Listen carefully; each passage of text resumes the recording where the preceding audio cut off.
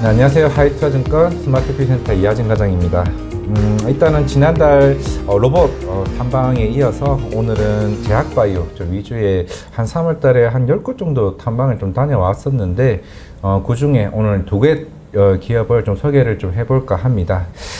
일단 첫 번째 종목은요. 일단 지난주에 일단 다녀왔던 회사인데 휴젤입니다.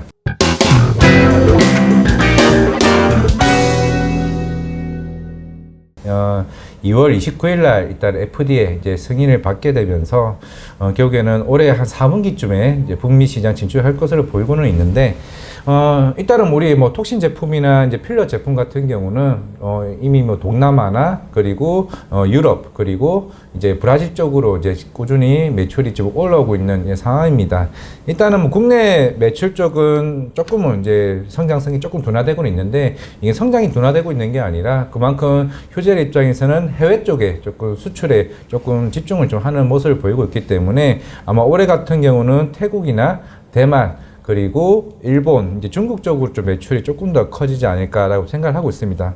일단은 이번 FDA 승인 받고 이 가이드라인이 좀 굉장히 좀 중요할 것으로 보이고 있는데, 물론 2월 29일에 됐기 때문에 회사의 향후에 내년이나 내후년에 대한 아직까지는 가이드라인은 제시를 받지는 못했습니다. 추후에 공식적인 IR 자리에 있으면은 그때 이제 공개한다라고 얘기를 했기 때문에 아마 그때에 따라서 향후에 여러 이제 여기에 있는 애널리스트 리포터가 본격적으로 밸류에 대한 얘기를 나오지 않을까라고 생각을 하고 있습니다.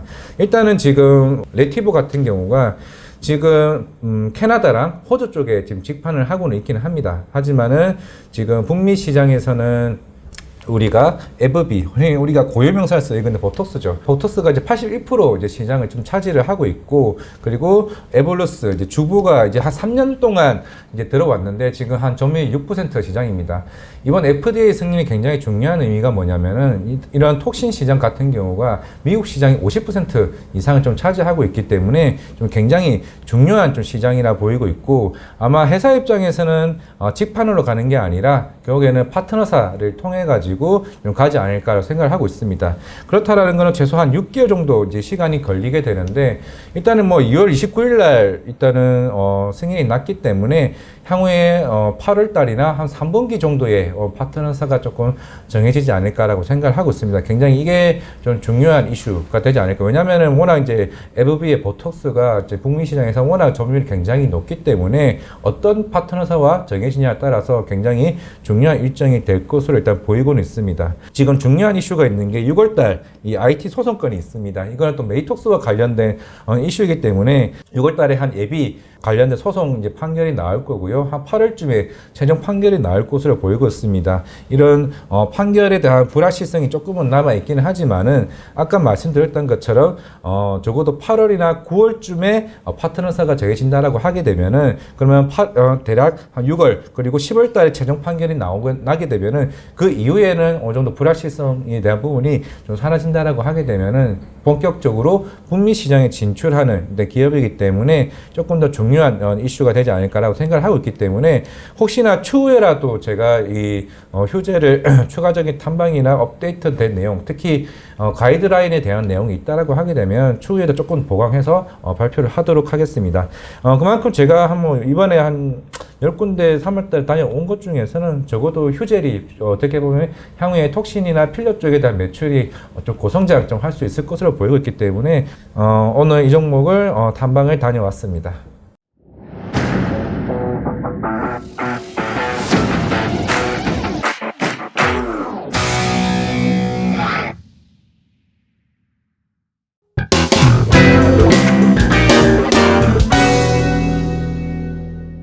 네, 일단은 오늘 2번째 탐방을 좀 다녀오기 전에 이제 제약바이오 저희 물론 어제 인덱스 자료도 올려오긴 했지만은 우리 제약바이오 애널과 AACR 관련이나 이중항체 플랫폼에 대해서 잠깐 소개를 하거나 향후에 좀 전망에 대해서 먼저 말씀을 드리겠습니다. 일단 먼저 소개 한번 해주시죠.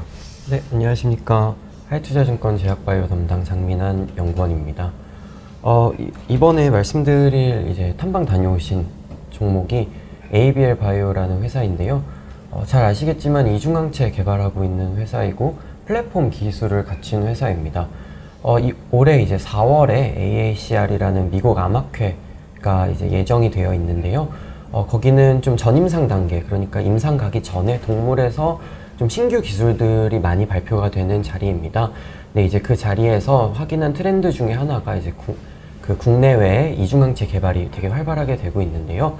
ABL 바이오는 그런 이중항체 개발에 필수적인 플랫폼 기술을 갖추었다, 이렇게 보고 있습니다. 플랫폼 기술 이제 두 가지 가지고 있는데요. 혈중에서 이제 뇌 쪽으로 치료제를 넘어갈 수 있게 도와주는 BBB, 이제 페네트레이션 시켜주는 플랫폼을 갖추고 있고요. 그 다음에 이중항체 같은 게 전신을 떠돌면은 독성의 이슈가 있습니다. 이게 면역을 활성화를 시키는 거기 때문에 항상 독성에 주의를 해야 되는데, 그거를 전신에 떠돌아다니다가 암에서만 활성화돼서 암에서만 효능을 보이도록 하는 선택성 높은 플랫폼 기술, 이렇게 두 가지 갖추고 있는 기업입니다. 말씀하신 대로 이제 ABL 바이오 같은 경우가 이제 우리가 2년 전이죠.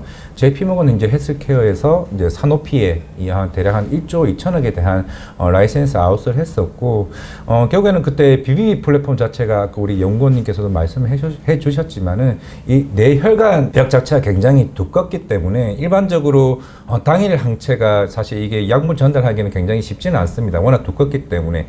그래서 이제 그런 이중 항체를 통해서 약물 전달하는 이제 플랫폼이 이제 ABL 바이오의 BBB 플랫폼이 굉장히 좀 중요한 역할을 하고 있는데, 최근에 저 로슈였죠. 네, 맞습니다. 제가 로슈에서도 이중 항체 플랫폼이 효과가 굉장히 좋게 되면서 이제 ABL 바이오도 좀 부각이 되긴 했었지만은, 이게 사실 좀 중요할 게, 이게 로슈가 했던 그 트랜스퍼린 그 수용체가 있고, 사실 ABL 바이오 같은 경우는 IGF 이제 월 리셉터라고 해서 조금 수용체는 다릅니다. 그래서 예전에 트랜스페린 같은 경우는 아까 연구원도 말씀하셨지만은 이 약물 독성에 대한 부작용이 굉장히 이슈가 많았습니다. 특히 디날리 회사 같은 경우도 실제로 이런 약물 독성의 부작용 때문에 임상 중단에 대한 이슈가 있었기 때문에 당시 이중항체에 대한 플랫폼에 대한 조금 신뢰성이 조금은 떨어지긴 했었지만은, ABL 바이오의 이제 IGF-1 리셉터 같은 경우는 오히려 이런 안정성에 대한 테스트가 굉장히 좋았고, 지금 사노피 같은 경우도 뭐 비임상 결과도 굉장히 최근에 좀 긍정적으로 나왔다라고 얘기가 나왔고, 임상 1상에 대한 부분도 올해 한 연말쯤에 좀 마무리가 좀 될 것으로 보이고 있기 때문에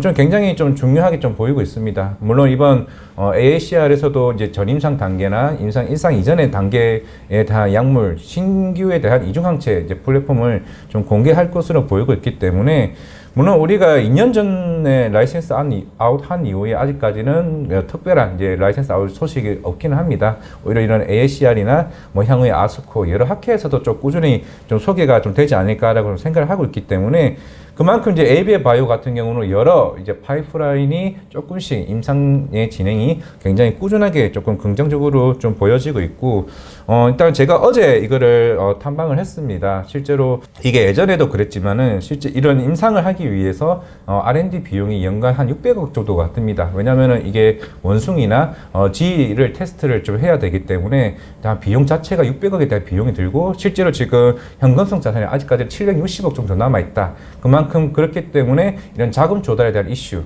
결국에는 아직까지 ABL 바이오 같은 경우는 이런 정자나 CB에 관련된 한 번도 공시를 한 적이 없습니다. 그만큼 아직까지는 현재 자금만으로도 이제 R&D 비용, 다른 업체와는 좀 차별점을 보이고 있다는 점.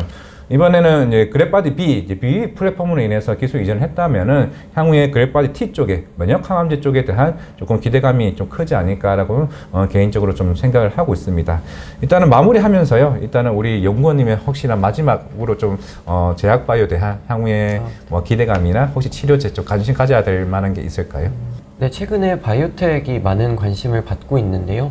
바이오텍 중에서 이제 기술을 보실 때 기존의 이제 한계를 어떻게 극복을 할 수 있는가, 이제 그렇게 그런 포인트에 좀 주목해서 보시면 될 것 같습니다. 그러니까 이중항체를 저희가 다뤘으니까 좀 말씀을 드리면, 지금까지 이제 FDA 승인받은 이중항체가 한 10가지 정도 되는데, 한 가지 빼고는 대부분 혈액암을 대상으로 치료제가 승인을 받았습니다.